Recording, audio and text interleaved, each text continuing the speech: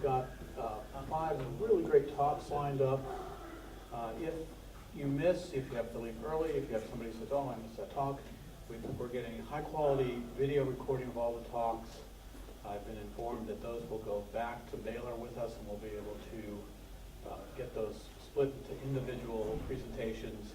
Will probably be the end of July before they're available in the wiki, but we'll send out through the ICPC News a broadcast that all those videos are available. So if you've missed a talk, or you want to revisit a talk or see the slides, that'll all be in the wiki. We have water if the need arises, so don't feel bashful about coming up and grabbing a bottle of water. And we will, for the first time ever, after we finish the last talk, go ahead and set up for the coaches roundtable. So if you're a coach, if you've ever coached, if you just want to sit in and listen, the idea is that some younger, newer coaches are going to be able to have a roundtable with more experienced coaches and sort of share coaching philosophy and ideas.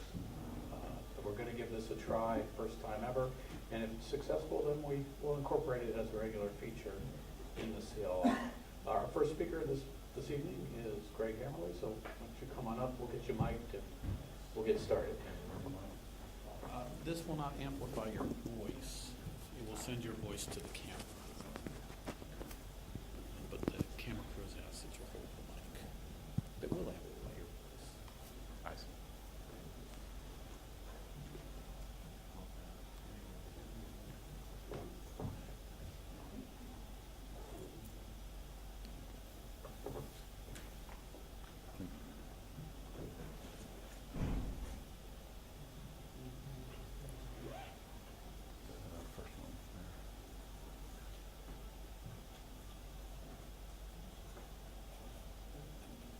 All right, well, thank you all for coming. My name is Greg Hammerly. I'm from Baylor University. That's right in my face. So I'm going to step over here. This is to report on a contest that we had last fall. Frederick Yamala was helped immensely in putting it on, as well as did other people. We called this the 2012 North American ICPC Qualifier.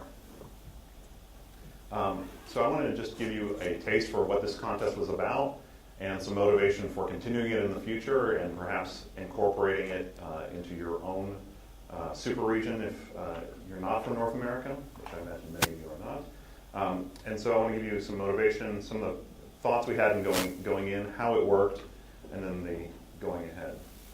So it was a contest that we held in September 2012, and there were hundreds of schools in North America that participated.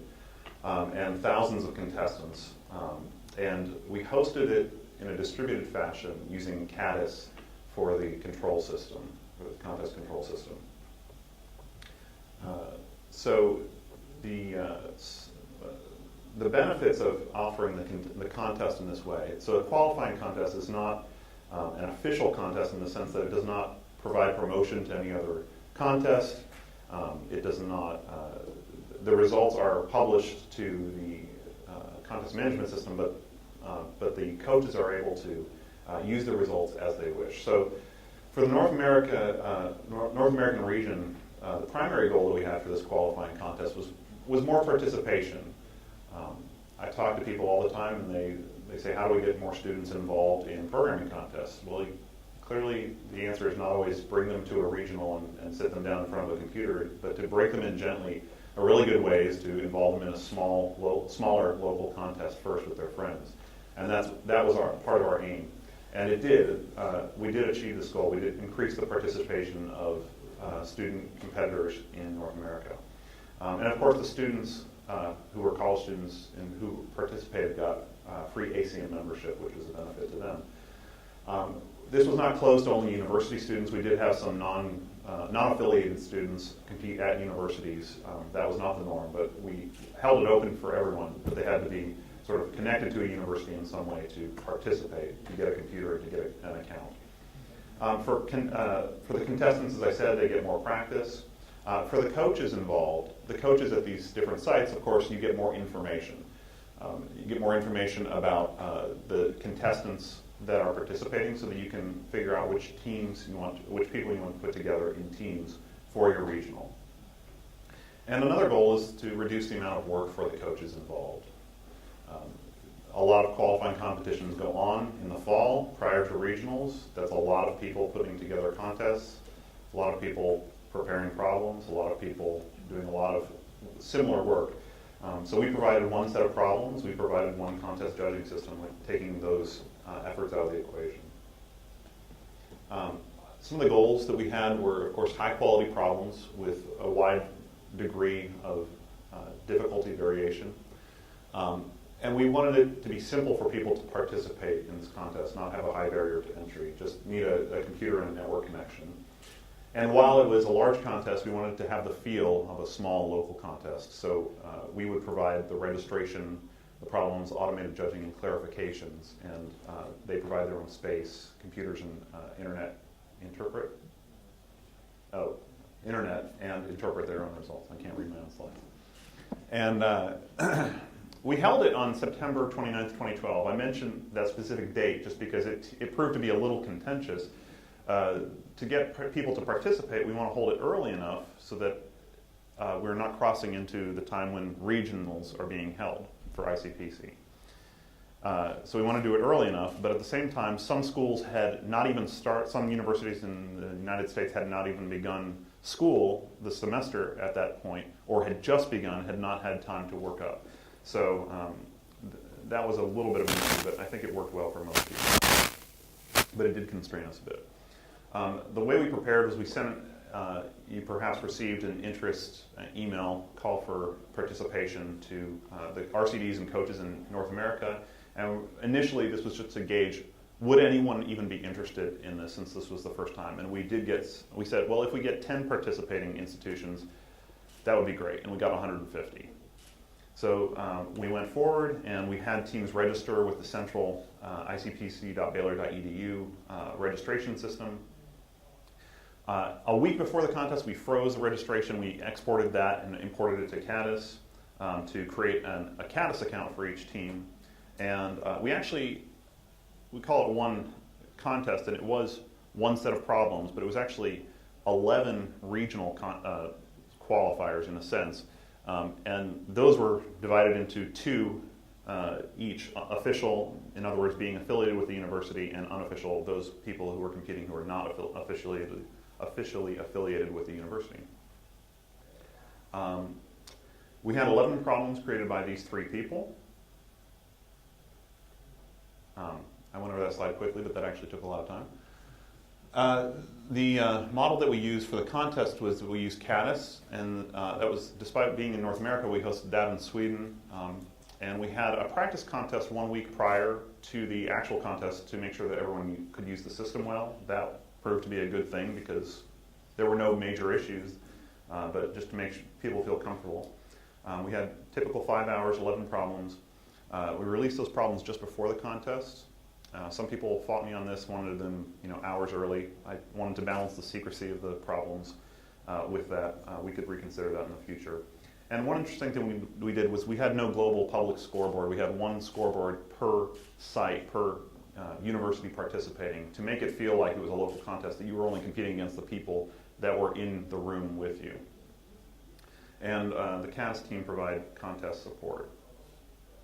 We had 164 schools that registered, and we had over 1,000 teams that registered. And of those 1,000 teams that registered, there were 730 that made at least one submission. And we had almost 8,400 submissions in those 5 hours, which is about a submission every 2 seconds. So it was a largish contest, but everything worked well. We published everything except the solutions. We published the data sets, the time limits, and memory limits. And we did not have any issues with the network that to speak of, so that all worked well. And the feedback that we got was very, very positive. I think it worked out well for everyone. So 2 things looking ahead. For those who are in other super regions, we really thought this was a great model, and so we encourage other super regions to consider offering distributed contests. And we'd like to be able to provide a similar solution using Caddis if you're interested. And the things that you need to provide are things like contestants and problems and space and an internet connection. Looking ahead for North America, we'd love to do this again, but I'd like to ask for your help to distribute the load of the preparation. So if you are part of the North American super region, I'd like to ask that if you want to participate next year, that you for each region, I'm a little tired, provide 2 problems, and then we can select among those problems for the final contest set. And we'd like to, for the next year, streamline and automate and the registration process. In order to make this sustainable, I think we really have to distribute that load. And my wife pleads with you for that. So here's my wife pleading with you. Thank you. Any questions, any comments? Did anyone here participate in the North American qualifier?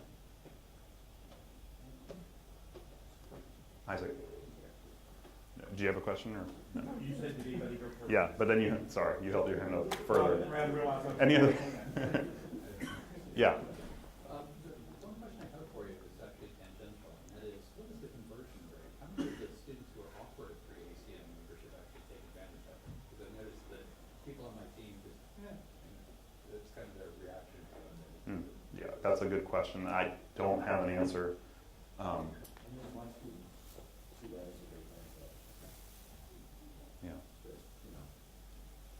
Isaac.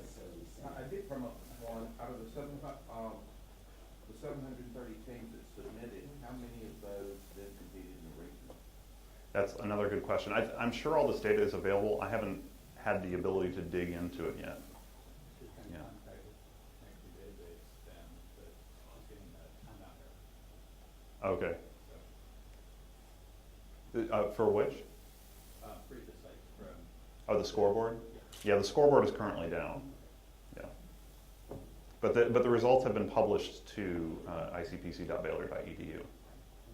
Yeah. My question is, why do you hire solutions? Oh, that was my decision. Yes, the question is why. I just didn't feel comfortable providing them. But, okay. So basically, this is so another region couldn't take this as training. Yeah, I may release them in the future. I just didn't want to release them at the time. Do you have published tutorials or something like No, we didn't publish any tutorials. I did go back and forth in emails with a number of people who had questions after the contest. Yeah. Do you pay for using Canvas or it's free? Frederick, you want to take that? It's free. So if any other supervision decides to take part, so also can do it for free. Yeah. Well, that's kind of the point of the presentation is that, yeah. And it was a single instance of KTS to do it against student, right? Yes. Yeah. Just for the curiosity, what is the regular on your part that can essentially what is not on the regular, do you get contact? Wait, it seems like I'm hijacking your presentation, but, No, feel free. Yeah, I didn't hear the question. but the question is what's the amount of manual labor for us, for the CADIS team, right? And, I mean, okay, that's a tough question. It's just like at the World Finals. Usually, honestly, we could leave the room empty and not be there and it would be fine. But do we want to take the risk? No, so we're there and we look at stuff. Usually there is no error. I don't know if there was anything that happened that actually needed us. Was there? There was one mistake I made, yeah, but Okay, wonderful. but I was the newbie there. So it is not much. It's just when you're running a big competition, you want to be there to see something break, Yeah. even though it doesn't. Because if you're not there, it will. Right, thank you, exactly. But quantum physics is there.